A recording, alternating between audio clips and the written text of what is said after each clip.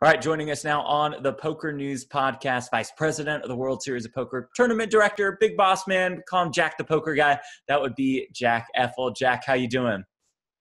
What's happening, Jeff? How are you guys doing? We're doing well. We're already getting excited about the 50th World Series of Poker. So we'll get into specifics shortly. But first, what goes into creating the schedule for the WSOP? Give us a look into what that process is like. So listen, I think it's a good question, and I wish I had a short answer for you. I know there are a lot of folks out there who believe that it's just as simple as, hey, let's put a list of tournaments out there and see what's good, right? And there really is a no one size fits all when it comes to the World Series of Poker. A lot of it has to do with what has kind of traditionally worked in the past, kind of what, everyone is kind of playing around the world and what is popular, who are the different groups of players that are participating in the WSOP. We have a lot of individuals who come to the World Series of Poker, and this is the only tournament experience that they have for the entire year. So, while you hear vocally from a lot of folks who are traveling the circuit and other major events around the world, and they're playing different formats, and they're playing online, or they're traveling to different festivals and stuff, domestically, internationally, or whatnot. And they're experiencing things. A lot of folks come to the World Series of Poker. This is like the only time of year, or maybe this is the first time that they've ever experienced poker. So when you're looking at the World Series of Poker, first and foremost, you have to look through the eyes of who your audience is, right? And so for us, it's about everyone, right? And it's about something for everyone. It's about having different categories. It's about having different types of players. It's about having different types of events for different types of players. And it's about trying to make sure that each individual type of player is, for lack of a better word, satisfied by given a nice, diverse offering, a good set of events to be able to participate in. And it's challenging every year, and we challenge each other. We challenge the community, to tell us, to help us, to collaborate with us, and we listen and trying to find, what that mix is. And this year, like no other, I think that we have, determined that there are, some things that are different, some things that are the same, and some things that are fun, right?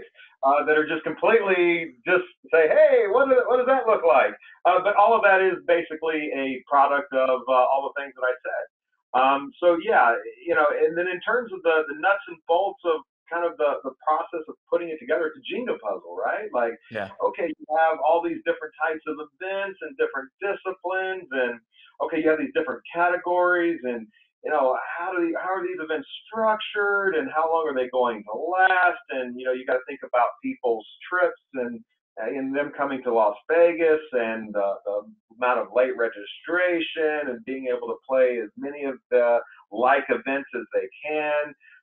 And that sort of thing. And we don't always get it perfect, right? And, there are going to be times where there are overlaps. Like there's just not a perfect set of every type of event for every type of player. But we try to optimize, right? We try to come up with an optimal solution for every type of player, so we can kind of give everyone everything that they want and be able to provide as many opportunities for them to be able to play all their favorite events over the course of the 50 days at the World Series of Poker.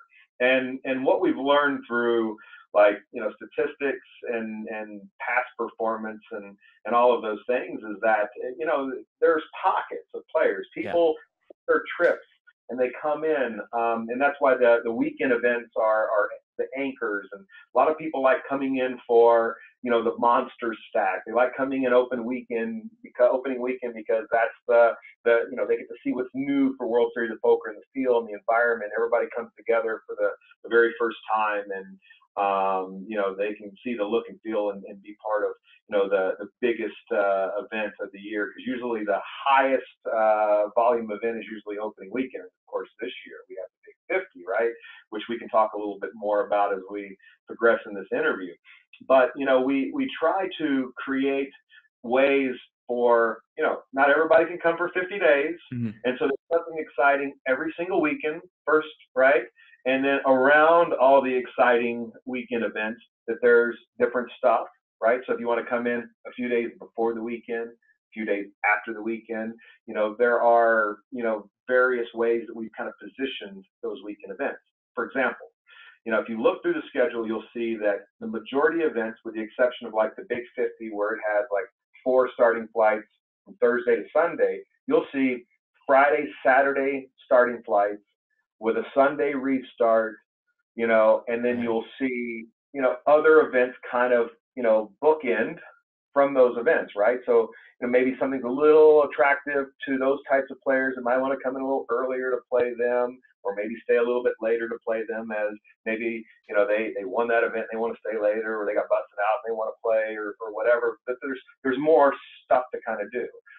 We know that, the week business, meaning during the week, during the midweek, we want different stuff for the everyday kind of grinder type kind of players. So we want something that appeals to those, that group of players, the $600, $800, $500 type of players. So, we really put a big focus on, kind of the $500 to $1,500 range of players this year. So, players that fall into that range, in my opinion, are different than kind of everyone else in the world, right? This is the player who is coming to the World Series of Poker. There's actually 2 players that fall into this category that are probably the most, that make up the most amount of players in this group. And it's the grinder, right? That's one, the one that's really trying to find the most value. I got the most chips, I got the most amount of levels. I've got a limited amount of bankroll, and I want to get, I want to make sure that I have the best opportunity to make some money, so I can try to then grow my bankroll. And then the other is the player coming to WSOP for the first time, and they're call it recreational player, or first timer, bucket lister, or whatever how you want to categorize them. And they want a great experience, and they want to be able to play for life-changing money and have a shot at a bracelet. And they don't want to have a bad experience by, sitting down and, having to ante in level number 1 and all of that. And while I know that the player who wants to make the money on, day 1 and wants the antes to come in right at level 1, and while that's great for poker, and the amateur player may just, figure it out eventually, it's going to scare a lot of players off. So we want to create an environment where, players feel welcome, they can have fun, they have opportunities. And the way that we kind of, are approaching those events in that range is that there's a wide, opportunity, or a wide amount of opportunity for all different types of players to be able to enter those events. Meaning, there's hours upon hours of late registration, right? Some of them have 8, 10 hours of registration in them. So the players who don't want to grind and grind and grind and grind and grind and grind can come in when there's 20 big blinds at the end of late registration, play a couple of hours, try to bag, come in day 2, play a couple hours to make the money, and carry on in the event that way. The players who are, holding on to every single bet, want to play small pots, and are really trying to get the most value, they can come in at the early part of the tournament. And then as players who haven't really seen, and there's a lot of speculation out there, and I can kind of clear the air on that, in terms of more chips, more value, and all the other stuff, there's going to be different structures for different events. I want to make the events that are, more, kind of geared towards the more poker player type events, 2,500s and above, with the exception of like the main event, which again, that's more of a mixture of bucket listers, recreationals, grinders, so on and so forth. But I'm going to have different structures, or we're going to have different structures for different categories of players. This way, if you play like a 2,500 no limit event, you're not going to see a ton of, you're going to see some recreational players in there. But you're going to see a lot of mid-stakes grinders playing in that event. It's going to have a different structure.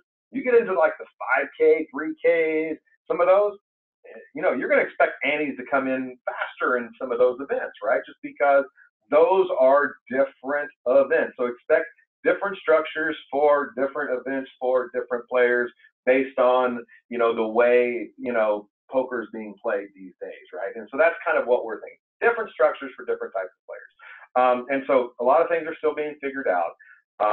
And so I'm still looking at everything. And of course, the limit structures, the mix structures, the pot limit structures, all of the different carnival games that World Series of Poker is famous for, those are all being developed right now.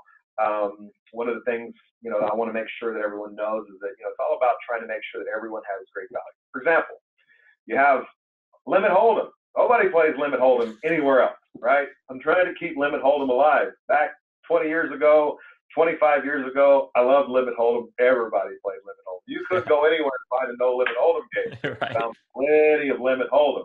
I still have guys tell me all the time, you got to have more Limit Holdem. You got to have Limit Holdem. I'm the one to tell you that Limit Holdem is probably the greatest poker game in the world, and a lot of people tell me they're crazy.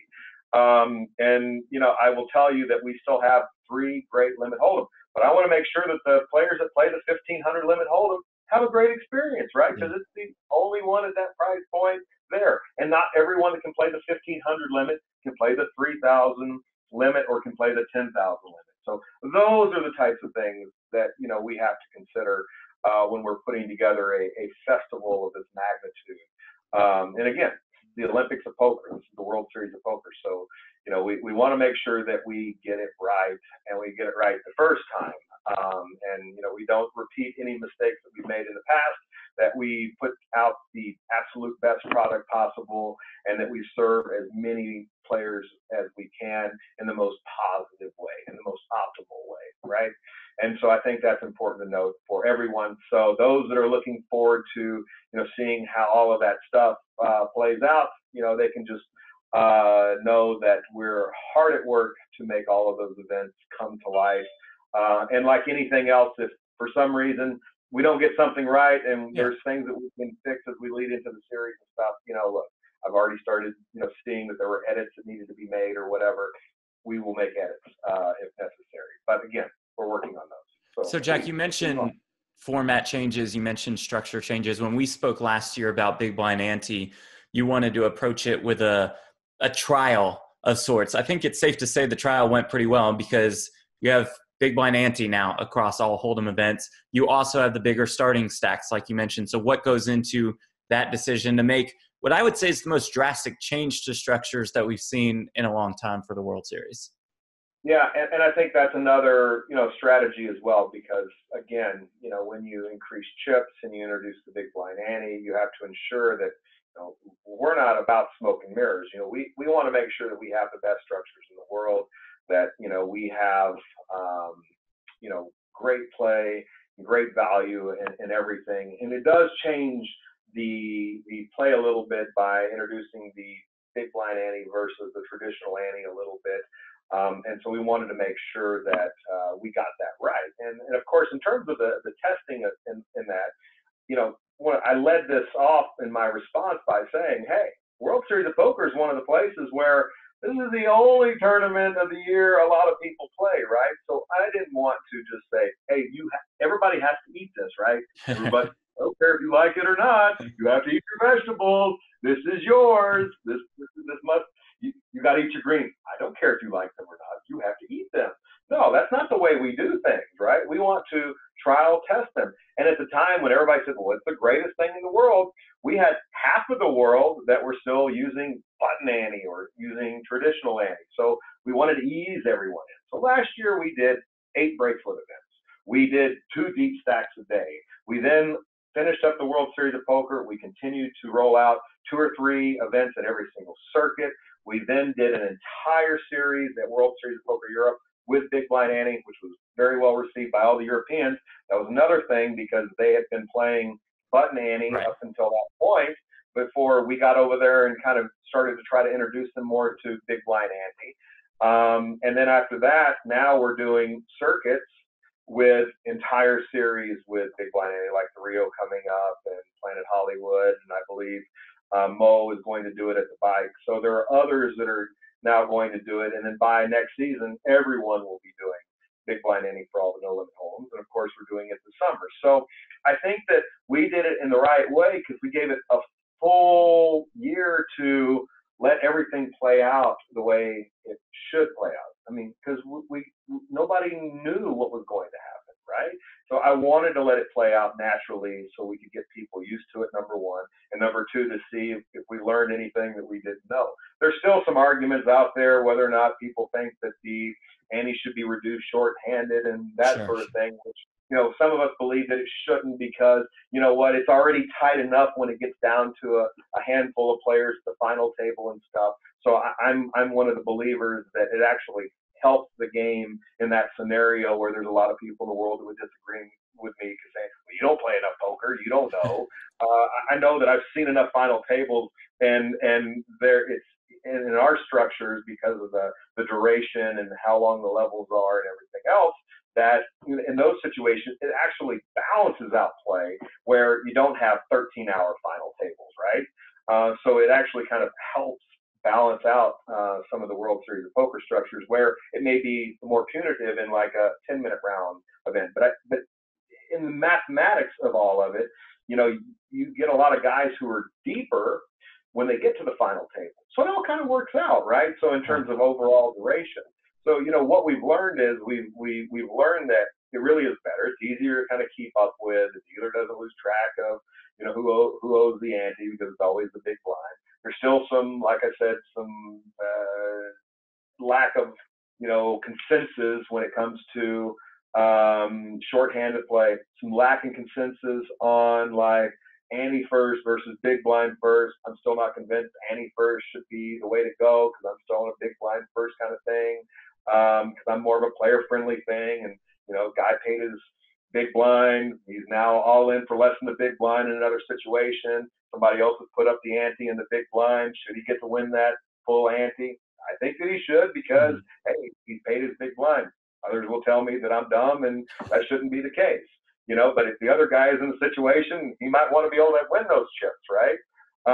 So listen, we're going to let all those things play out, and I'm of open mind to say if as it plays out that those things need to change. I'm always one to say, hey, maybe we were doing it wrong and we need to adjust and adapt. But these are the things that we learn as we run these events, and at the World Series of Poker, we run them at a much larger scale than anyone else in the world. So we have the opportunity to see things that a lot of other folks don't. Well, you'll run a pretty big event right off the bat. It's event number 3, but I think it's being looked at as the big kickoff to the 50th World Series of Poker. That would be the Big 50, $500 buy-in, $5 million guaranteed prize pool, $1 million guaranteed to the winner. Your first entry in the event is rake-free. Do you all look at this event as a thank you of sorts to all the players you've received at the World Series over the years? We absolutely do.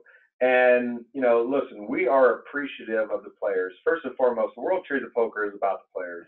And without the players, you can't have the World Series of Poker. Remember, going back 50 years, it was Doyle and the guys sitting around the table for 3 days. And at the end of all of it, they had to figure out a way to kind of vote to see who the best player was. So it started out as a player's game, and we want to continue to keep it as a player's game.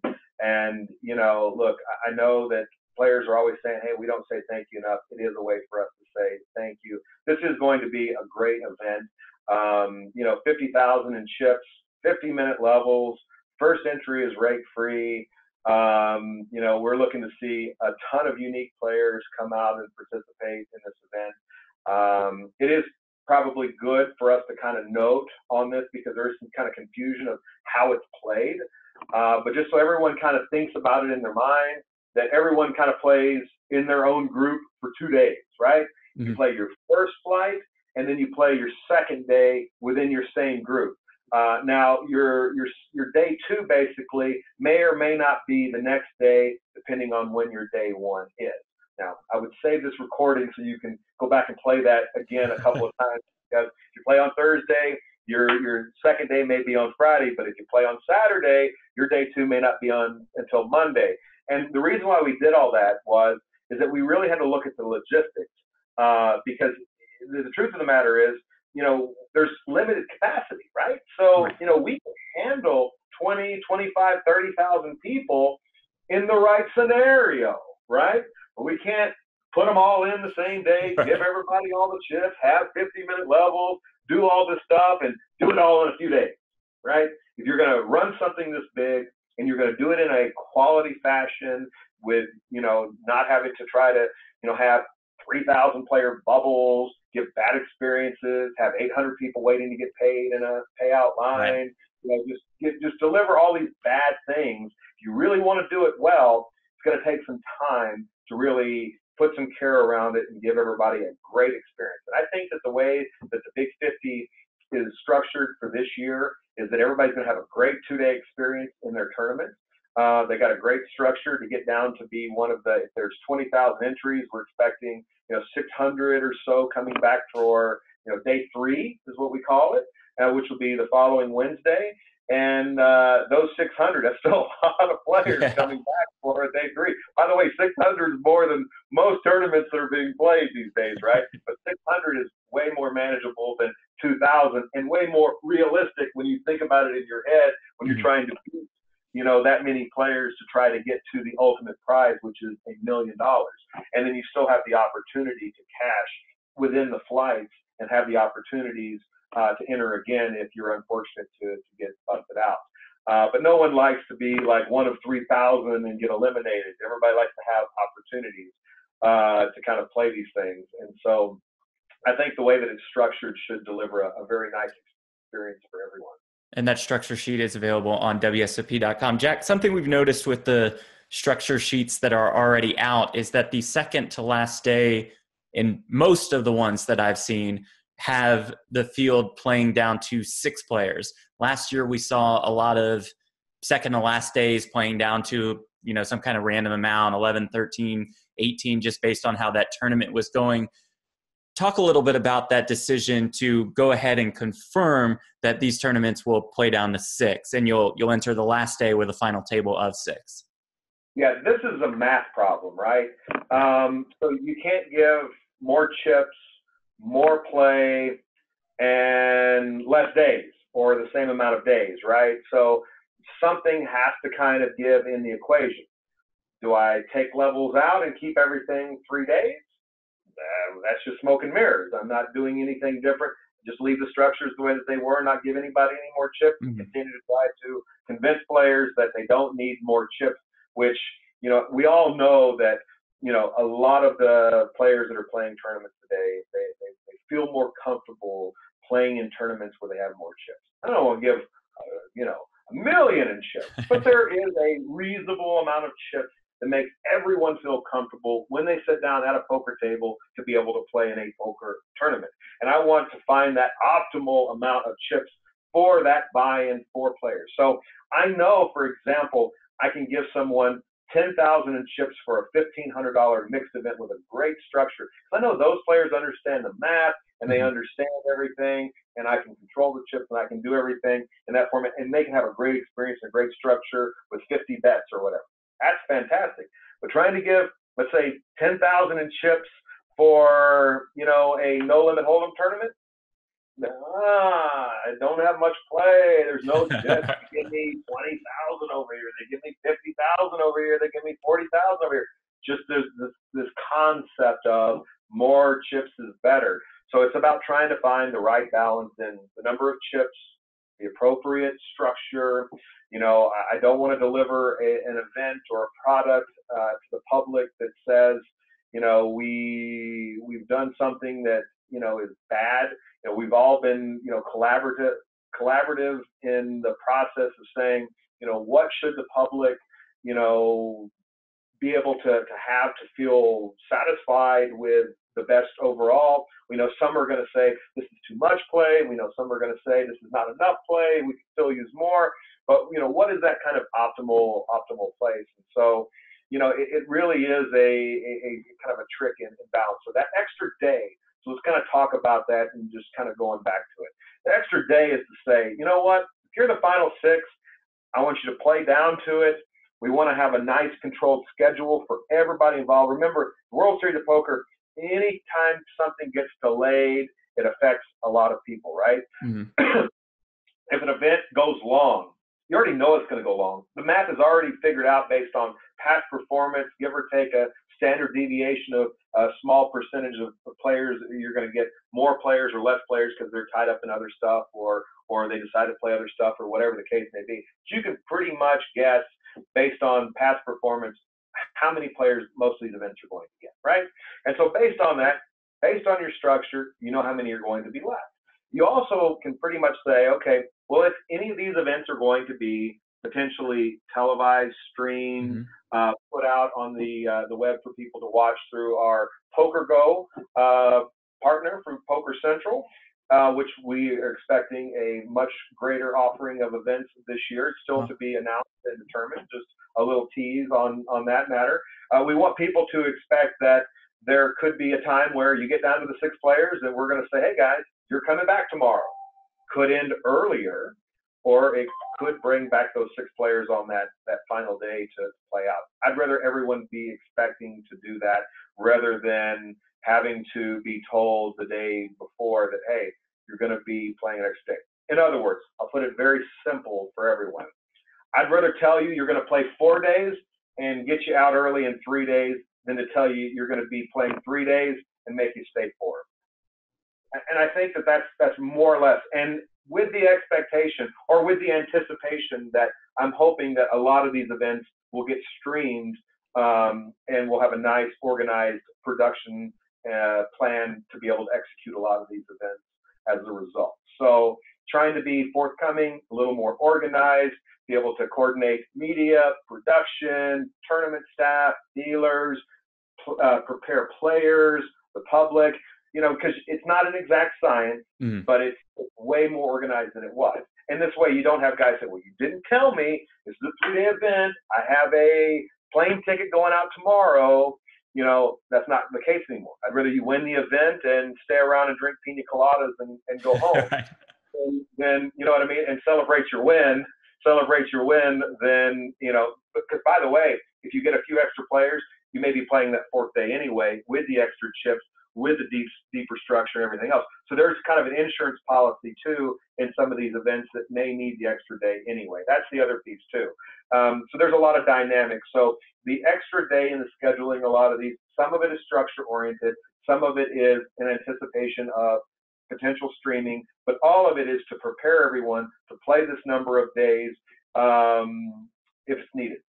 So Jack, we have a couple more generic questions, but I pulled 4 events from the schedule, and I want you just to give me kind of your quick hit, your 20 to 30 second version of why you guys brought this event into this year's World Series of Poker. So let's start with the mini main event. Mini main event. Everybody loves the main event. Everyone wants practice to play the main event. So number one, practice. Number one, everyone that doesn't get a chance to, play in the main event because maybe it's a little out of their pocketbook. This gives them a chance to play that same structure at a little bit more of an affordable price.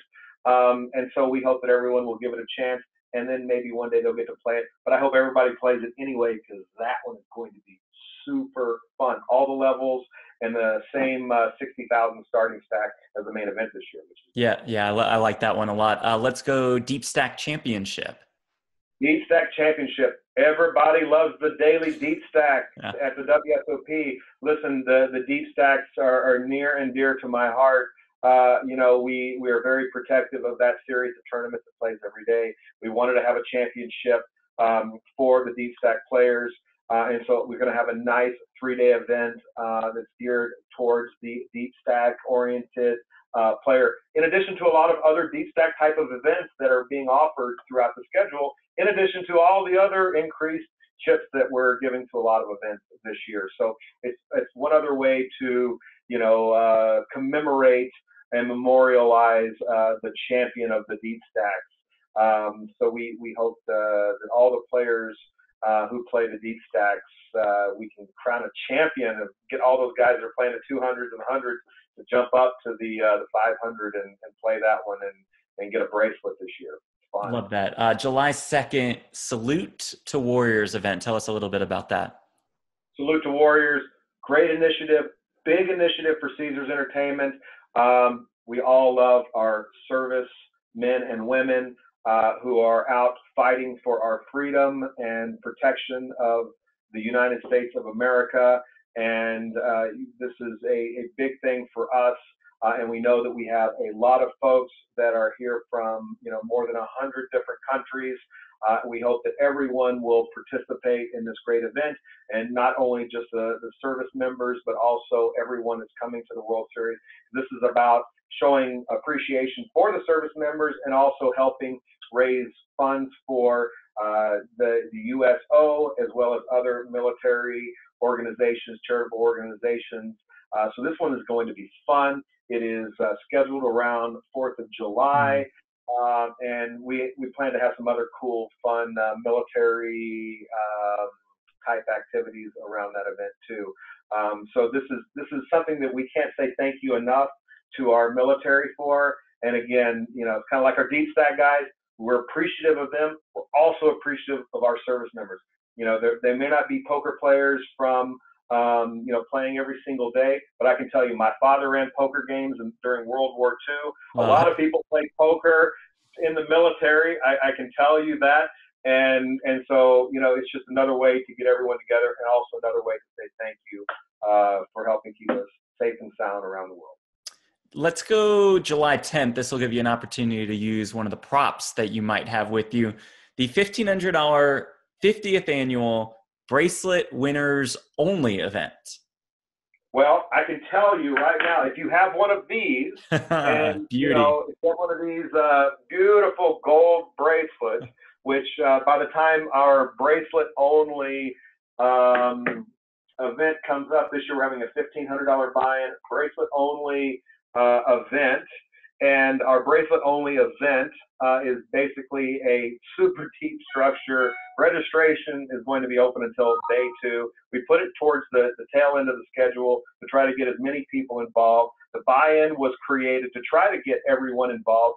And this was an event to try to get everyone together, to show appreciation and to get everyone to look around to say, wow, we all have one of these. This is a very exclusive club, and we're all getting to play together. And it'd be interesting to see who wins, right? To get another one of these on top of their already fame and fortune that they've experienced here at the World Series of Poker.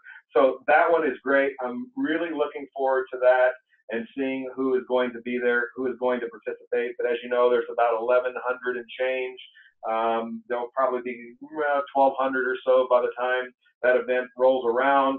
And I hope that anyone who is not still in the main event or tied up in another event will want to participate in this one, because it will be a lot of fun. Everybody's been asking about a bracelet only event for a long time.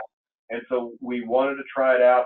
50th annual is a great time to celebrate our bracelet winners, our champions of the game. And what better way to do it than to have an event for them? So we're excited to see who shows up for it. Absolutely. And at the time of taping this interview, it's February 6th. The live event schedule is finalized. That's good to go. We've yet to see the online events. How would you rate these online events that have popped up over the last couple of years? I would assume that you guys are pretty pleased with the turnout, and will we see plans to increase the amount of online events moving forward? So here's what I can tell you. I can tell you that the online offering at the World Series of Poker has been super successful over the last 2 years. You can expect to see online bracelets soon to be announced. Our online team has been hard at work putting the finishing touches on the offering and the formats and how all of that is going to play out. I've kind of got a sneak peek of how all of that is going to look, and I'm really excited about the offering for what's going to be out for this year. There's a possibility you could see more than you've seen in the past. So I'll give you a little tease there. But just know that there will be online bracelets, and you should be able to see what those are very, very soon. Great. So finally, Jack, we have a couple quick questions. We reached out on Twitter, all our social media platforms, to everybody to tell them that we were talking to you. The most common buzz that we've seen on the World Series of Poker throughout the last couple months, the Rio has been home base since 2005. There's a lot of buzz, and my dog even included, as he's barking up a storm, about the Rio potentially not being the home for the World Series of Poker moving forward. Can you fill us in on anything about that? Do you know anything about that? The only thing I know is the same thing that you guys know. There's lots of rumors out there, and I've heard the Rio's been for sale before, and I haven't seen it sold yet. So this year, as far as I know, I'm putting tables out on the floor, and we're going to run the World Series of Poker at the Rio, and I'm looking forward to seeing everyone this summer. It's going to be a fun year. Okay, fair enough. We had to try just to see if you knew any of that extra gossip. Gary on Twitter chimes in. He asks, given the excellent U.S. economy, big Trump fan, I'm sure, are they expecting a big increase in the number of players this year? Have you gone through your expectations for what the turnout will be like in 2019? Well, what I can tell you is that, this is our 50th year. And I would hope that everyone who is a poker player who comes to the World Series of Poker or comes to Las Vegas during the World Series of Poker between May 28th and July 16th will come visit us at the World Series of Poker to see what we have for the 50th annual WSOP, because it is a historic year. There are some things that we have never offered before. There are some fun festivities that we have yet to be announced, that there's more to come. And that if you've never come to the World Series of Poker, this might be the year to do it. Not only for the chance to play in an event like the Big 50, which we've never been able to offer before, but just for the fact that there is such a diverse offering of events that cater to so many different types of poker players, everyone that we can think of. There truly is something for everyone. So come out, check us out. You can book at the Rio. The Rio still belongs to us. And come stay and play with us for the 50th annual WSOP. John on Twitter asked about sunglasses. I'm going to tweak his question a little bit. As a tournament director, what are your thoughts on players who, effectively completely cover up their face? So we see it a lot with Christoph Vogelsang, right, and all these high roller events that we've seen on Poker Go and the like. Do you see a future to where that might not be allowed moving forward? And just what's your general opinion on it? I mean, listen, we've kind of had varying things that have caused certain issues over the years, people trying to wear masks and stuff like that while they play. And our biggest thing is making sure that we can always identify who the player is at all times sitting in the chair. And, we have rules that reserve rights to ask that player to remove whatever they have that's kind of covering or camouflaging their identity to make sure that it's still their person and they haven't put in a ringer or someone else to play in their place or anything like that. I mean, the one thing that I would say is that, look, you're playing poker and, a lot of people like to wear sunglasses. It may not necessarily be to hide their identity. Maybe it's because the lights or, in the old days, they used to wear the little visor hats or whatever at the poker table. So I think there's always going to be a certain level of coverage for various reasons. The extreme case of someone completely covering themselves for the purpose of, people not being able to see any emotion or anything like that, I don't think that it's great for the game at all. But, me as a poker player, I was always more kind of on the math side of things. So I'm playing math, but you have a lot of players that are playing the players. And poker requires you to be able to do both, right? And so, I think for the overall good of the game, it's better to not have that kind of stuff because, people strategically need to be able to communicate, see facial expressions, do types of stuff, and I realize that is kind of part of their strategy, not to be able to, let any of their like blood pressure and veins in their head pop and that kind of stuff to kind of give their tells away to their opponents and that sort of thing. So, while there's no real rules against it, and I don't know where it's going to be in the future, to answer your question, I think just from a player standpoint, you guys probably shouldn't do it. It's not great for the game. It's not good for you to have to be able to try to get a read off of someone else and vice versa. So just thinking about that, why would you want to do it to someone if you wouldn't want them to do it for you? And if you really don't care, it's just going to make it that much more difficult for you to beat them. But maybe you don't care. So I don't know. That's my answer. Yeah, I completely agree. I think we're on the same page there. And then finally, Jack, Darren asked about player engagement. You mentioned earlier that you have effectively a lot of different crowds to please, because the World Series of Poker, certainly more so than any other festival, is not just about the pros who are going to come to Las Vegas and camp out for 50 days, but you have the recreational crowd who's going to be visiting Vegas for, effectively the first time and jumping into 1 or 2 tournaments per summer, and that's it. With that said, how would you rate the World Series' player engagement with most of the professionals in the game who are staying in Las Vegas, who do want to see the World Series of Poker succeed, who do, probably ask you a ton of questions and ask Seth and Ty, et cetera, a ton of questions? How would you rate the player engagement so far throughout your tenure, and where do you see it moving forward? Here's what I can tell you. I can tell you that my door is always open for anyone that wants to come and talk to me.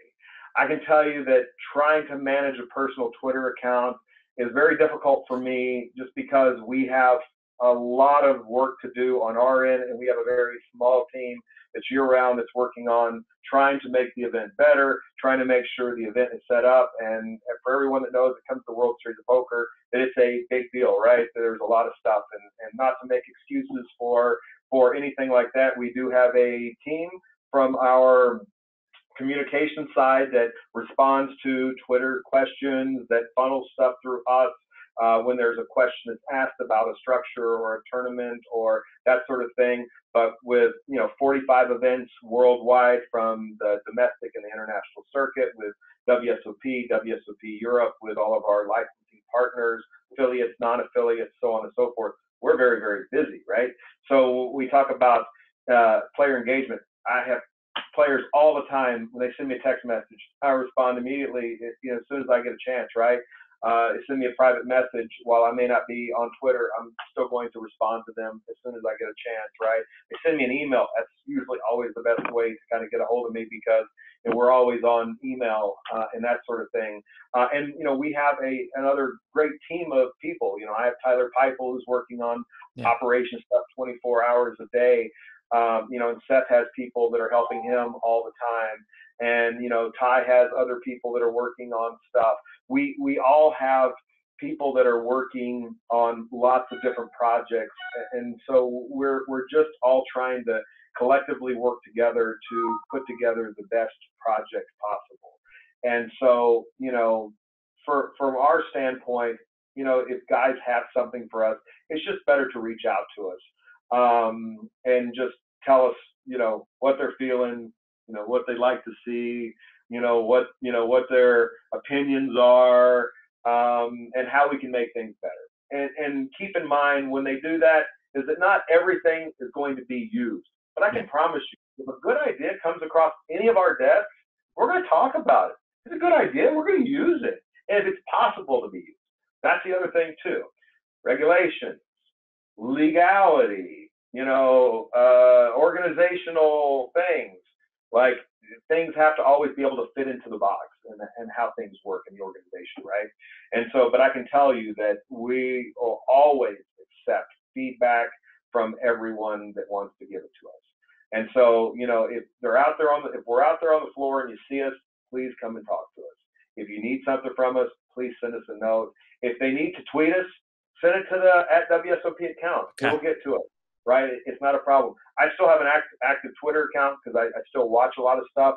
But the truth of the matter is, it's really hard for me to kind of get in there and respond to things when I'm trying to help kind of set up stuff, and we're trying to make sure we can get the right structures together for the event or whatever. But if they ask a question, Steph is going to send something back to me and say, hey guys, we need to do this, or somebody's asking about this, or hey, somebody has said they don't think that the dinner break's going to hit until level 17, and I say, no, that's not really true. The money's going to hit until level 13 or level 14. Their math is wrong. Whatever. Or you can respond back, or somebody has some other kind of thing. So the information gets to us. I think what kind of gets lost from the social media standpoint is that everyone kind of wants to see everything, right, from a social media standpoint. And it's kind of hard to do that if you're not sitting out there all the time. But if I'm sitting out there, just standing out there in front of social media all the time, just doing that, then I don't have the time to actually do the real work, which is to try to make the event better and put together everything to make sure that there are as few mess ups as possible, right? So I want to make sure that, we're doing our work as diligently as possible to ensure the best event possible and the best product possible. And that's what everybody on this team is doing for the World Series of Poker. And we try to do it without any ego at all. We just try to do our jobs. We try to keep our heads down, and, we do it for the good of the players and the good of the event, and we just let that be what it's going to be. And we hope that the players have a good experience. When they don't, they tell us things we can fix, we will. Things we can do better, we listen. And then we just always remember that first and foremost, it's about the event and the players and not us. Well, I love that, and I think that open door policy that you mentioned is the absolute best to have. Jack, always enjoy chatting with you. Thank you so much for the time today. We appreciate it. Thanks, Jeff. And hey, by the way, let's not forget, just to end on one good thing. Yeah, more props. You got to have one of these. You're gonna play some cards, right? There we go. Come here. And then don't forget, there's still a few more of these to win before the circuit ends and before the WSOP comes around May 28th through July 16th. It's going to be a fun time at the Rio in Las Vegas. 80 live events, online events to be announced soon. More cool stuff for the 50th annual to be announced. Hope everyone joins us. Hope everyone comes out to have a great time. Thanks for listening to all of the fun stuff. Jeff, thanks for having me on your show this morning, and look forward to seeing everyone this summer. You're very welcome. It's Milwaukee, Florida, Vegas, Chicago, event and online circuit on the schedule. So much to keep track of. Jack Effel, Vice President of World Series of Poker and Tournament Director. Thanks again, man. Thank you.